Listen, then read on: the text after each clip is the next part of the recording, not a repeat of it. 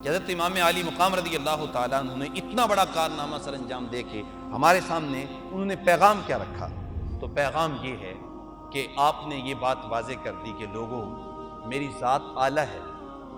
اس وقت جب 61 ہجری میں آپ کربلا کے تپتے ہوئے ریگزار میں آتے ہیں تو کسی نبی کا نواسہ اس وقت موجود نہیں تھا سوائے امام حسین رضی اللہ تعالیٰ۔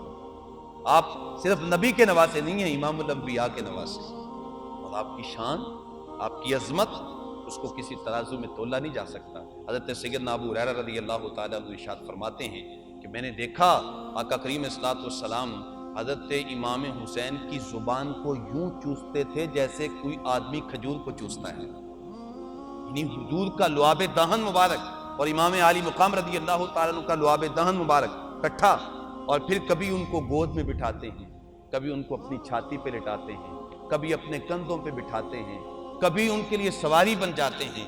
اور ایک دن حضرت سیدنا فاروق اعظم رضی اللہ تعالیٰ عنہ وہ حضور کے کاشان اقدس میں حاضر ہوئے، ایک منظر دیکھا کہ آقا کریم صلی اللہ علیہ وسلم گھٹنوں کے بل چل رہے ہیں اور حضور کے ہاتھ مبارک بھی زمین پہ ہیں، اور حضرت سیدنا امام حسین حضور کی پشت پہ، اور ایک چھوٹی سی ڈوری ہے جس کا ایک سرا امام حسین کے ہاتھ میں ہے اور دوسرا سرا آقا کریم اسلام کے منہ مبارک میں۔